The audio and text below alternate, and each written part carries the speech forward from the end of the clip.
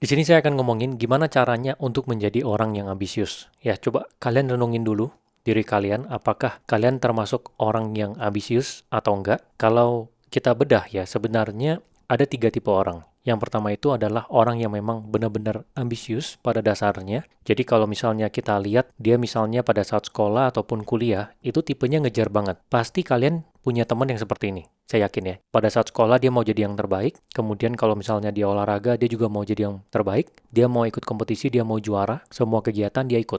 Nah, itu memang pada dasarnya dia adalah seseorang yang ambisius. Pada saat dia masuk ke dalam lingkungan kerja ataupun dia memulai bisnis, dia menuangkan hal yang sama yang dia lakukan selama ini tapi dituangkan pada kerjaan ataupun bisnisnya. Nah, ini orang-orang yang memang sudah pada dasarnya ambisius. Nah, kemudian yang kedua adalah orang-orang yang disabet baru dia ambisius. Nah, ini ada loh orang yang tadinya dia biasa-biasa aja, santai hidupnya, bahkan mungkin malas ya. Tapi dia kena sabetan dalam hidupnya. Entah itu dia dihina bahwa keluarganya miskin, atau dia nggak bisa melakukan sesuatu, ya atau mungkin dia disakiti. Jadi dia punya pacar, dia dihianati, kemudian dikata-katain gitu. Ada juga yang terpojokan, jadi misalnya keluarganya bangkrut, hidupnya jadi susah, dan dia harus berjuang. Nah, memang ada orang-orang yang mereka itu menjadi ambisius karena mereka disabet seperti ini. Jadi mereka ini ingin membuktikan bahwa mereka itu bisa. Kayak tadi misalnya dihina, dibilangnya dia nggak bisa, dia pengen buktiin dia bisa. Dia disakitin, dia ingin buktiin. Dia pengen balas. Balasnya gimana? Dia akan mencapai kesuksesan sebesar-besarnya. Nah, ini tipe orang yang kedua. Tipe yang ketiga adalah orang yang nggak ambisius sama sekali. Jadi memang pada dasarnya dia nggak ambisius, walaupun sudah disabet ya, dihina, disakiti, keluarganya susah, dia juga nggak berubah sama sekali. Jadi tetap sama aja. Nah, untuk orang-orang yang masuk dalam kategori ketiga ini, menurut saya memang sudah nggak bisa ditolong. Ya, saya juga pernah ketemu orang yang seperti ini. Saya motivasi, kemudian saya kasih arahan,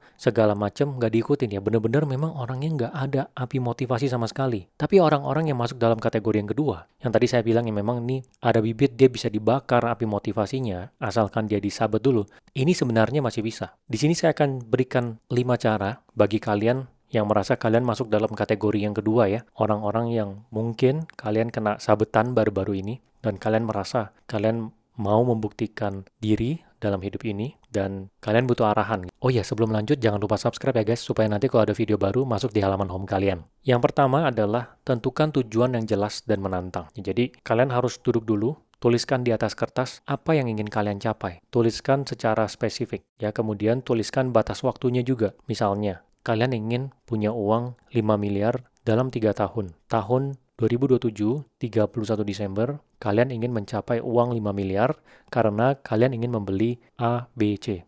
Tulis secara spesifik. Bahkan kalau kalian udah ada gambarannya, misalnya ingin memulai bisnis, punya bisnis 10 cabang restoran, atau misalnya kerjaan, ingin berada di posisi tertentu, tuliskan. Semakin spesifik, semakin bagus. Kenapa harus ditulis? Itu supaya kalian lebih ingat. Ya, jadi saya pribadi juga melakukannya ya. Ini saya juga tulis di atas kertas, goal yang ingin saya capai itu apa. Dalam 1 tahun, 2 tahun, 3 tahun, sampai dengan 5 tahun.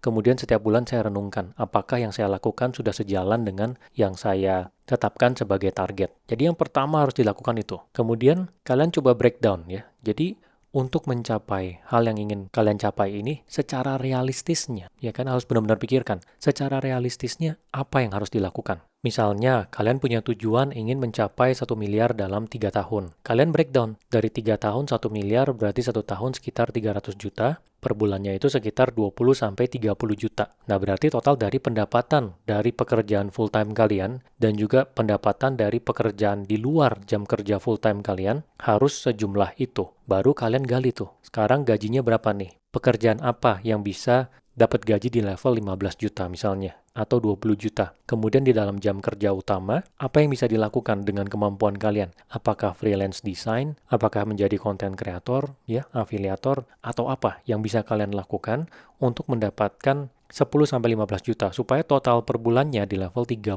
juta. Jadi kalian harus realistis juga ya, jangan sampai kalian tetapkan tujuan dan udah dilepas begitu aja, gitu ya, tanpa memikirkan yang realistis apa untuk mencapai itu. Ya kalau seperti itu ya nggak akan tercapai. Nah kemudian yang kedua adalah kalian harus kelilingi diri kalian dengan orang-orang yang ambisius. Ya jadi saya selalu bilang ya, orang-orang di sekitar kita itu punya impact yang sangat besar terhadap pola pikir kita, terhadap vibrasi kita, ya terhadap bagaimana cara kita bekerja, itu impact-nya sangat besar. Jadi kalian harus bisa memfiltrasi orang yang ada di sekitar kalian. Kalian coba analisa aja sendiri, teman-teman kalian yang tipenya ambis yang mana? Ya, kalau dalam keseharian biasanya kelihatan ya, ketika kita ngajak ngomong, lu goalnya apa sih? Yang lu kejar sekarang apa? Itu biasanya kita dapat gambarannya. Dan kita lihat cara kerjanya dia, apa yang dia lakukan di waktu kosong itu kelihatan. Nah, kalian harus bisa memfiltrasi ini. Bukan meninggalkan atau memutuskan teman yang lama ya, saya ingatkan lagi. Tapi kalian memfilter siapa yang kalian mau berinteraksi lebih sering gitu supaya kalian menjadi sama seperti mereka. Dan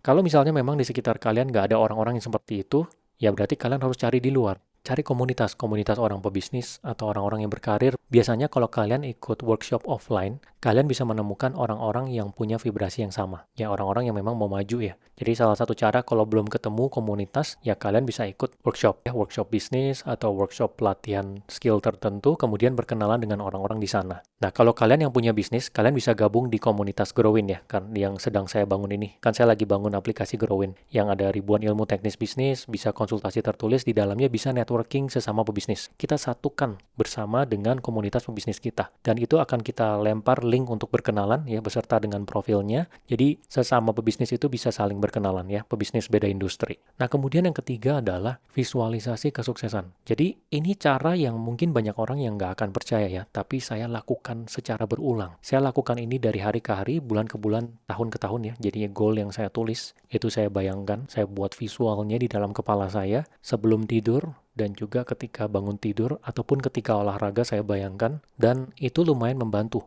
Dari saya ya, mungkin setiap orang punya pandangan berbeda, tapi sejauh ini sangat membantu saya untuk menggali ide. Jadi ketika kita punya visual yang kuat sekali tentang tujuan apa yang ingin kita capai, itu kadang bisa ada ide-ide yang datang dalam keseharian kita. Ide yang membantu kita untuk bisa mencapai goal tersebut. Nah, caranya gimana melakukan visualisasi ini? Jadi dari goal yang tadi kalian tulis dengan spesifik, uang, ya pekerjaan, ingin seperti apa, dengan sangat spesifik. Kalian buat rangkaian visualnya di kepala. Misalnya kalian membayangkan kalian lagi berdiri di depan kaca di dalam kamar kalian yang mengenakan baju batik profesional, rambutnya profesional, dan kalian lihat HP kalian, rekening kalian isinya 1 miliar. Kemudian kalian keluar dari rumah, masuk ke dalam mobil, mobilnya juga mobil mahal, kemudian pergi ke kantor. Gitu. Jadi buat satu rangkaian cerita yang kalian ulang-ulang terus setiap hari. Tapi rangkaian cerita ini ya terkait dengan target yang tadi kamu tetapkan. Dan kamu tinggal lakukan aja setiap hari. Sama. Pagi, malam, pagi, malam, pagi, malam. Kalau misalnya nanti ada koreksi target, ya jangan lupa visualisasinya juga diganti. Ya kalau misalnya targetnya lebih tinggi, ya visualisasinya disesuaikan. Itu yang saya lakukan dari tahun 2018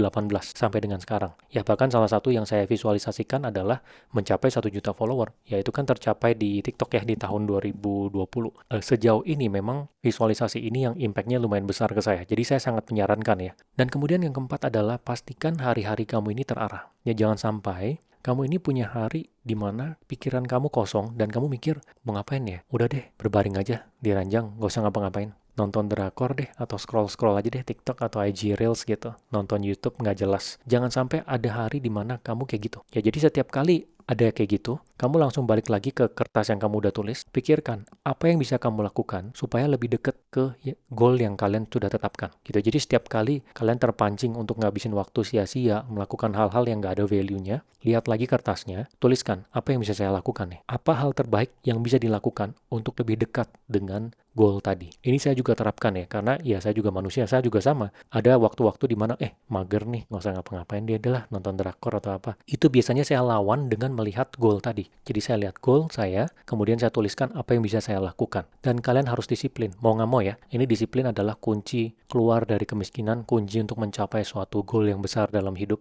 Jadi mau nggak mau, itu harus dilakukan. Kalian harus terbiasa dengan yang namanya disiplin. Disiplin ini cara latihnya adalah melakukan dari hal yang kecil dulu. Ya jadi mulailah dengan misalnya setiap kali bangun tidur, beresin ranjang kalian. Ini hal kecil. Tapi ketika kalian sudah terbiasa, misalnya udah disiplin, sudah benar-benar setiap hari kalau nggak benerin ranjang, nggak diberesin, kalian merasa ada yang aneh. Nah nanti kalian terbiasa tuh untuk hal-hal yang lain. Dari sisi keuangan, dari sisi melakukan apa yang kalian sudah tetapkan, ya misalnya kalian bilang, oh mau bikin konten tiap hari, kalian akan terbiasa, otot disiplinnya sudah keasah, karena dari hal yang kecil kalian sudah disiplin, gitu. Dan dalam keseharian ya minimal, itu kalau dari saya ya, selalu ada 3 hal yang saya lakukan yang terkait dengan tujuan yang ingin saya capai. Jadi kalau saya sih setiap pagi ya, setiap orang beda-beda, ada yang setiap malam mempersiapkan untuk besoknya, kalau saya pagi-pagi, jadi setelah makan pagi, ya setelah olahraga, saya akan duduk diem, saya liatin lagi goalnya saya. Oke, hari ini 3 hal yang bisa saya lakukan apa nih, supaya goal ini tercapai. Kalian harus disiplinkan ini ya, karena akumulasi dari semua hal kecil yang kita lakukan, itu yang akan membawa kita ke tujuan yang kita tetapkan. Kemudian yang kelima itu adalah cari role model yang bisa dijadikan saingan. Ya, jadi ini cara yang juga saya lakukan ya, dari 10 tahun yang lalu sampai dengan sekarang, ada role model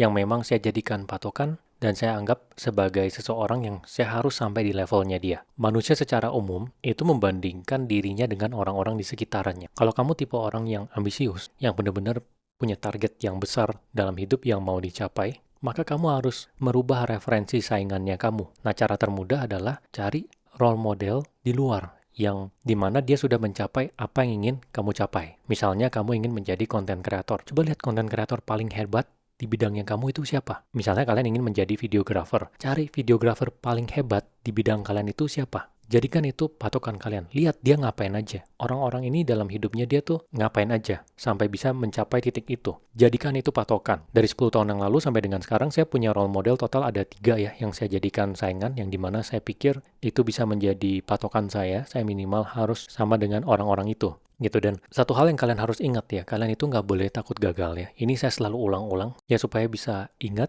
dan meresap di pikiran kalian. Jadi kalau misalnya kalian memang orang yang ambisius, jangan sampai kalian takut gagal. Karena gagal itu bagian dari proses. Biasa aja gitu ya, semua orang yang sukses pernah gagal kok. Justru kalau misalnya kalian masih muda, kalian harus semakin banyak gagal supaya pengalamannya banyak. Ya, nanti lobang-lobangnya bisa kalian hindari. Daripada kalian umur 30, 35, 40 baru mulai mengambil resiko, itu lebih beresiko kalau misalnya kalian sudah punya tanggungan. Lebih baik pada saat muda-muda ambil banyak resiko dan kemudian gagalnya di awal-awal. Jadi nantinya sudah punya pengalaman yang baik gitu. Jadi kira-kira ini ya, saya harap ini 5 hal ini bisa membantu kalian ya, untuk kalian yang memang ambisius ya, punya tujuan yang jelas dan menantang. Kelilingi diri kalian dengan orang yang ambisius, visualisasi kesuksesan, kemudian pastikan hari-hari kalian itu terarah, ya lakukan 3 hal ya minimal yang sesuai dengan target kalian. Kemudian yang terakhir adalah cari role model yang bisa dijadikan saingan. Semoga membantu ya.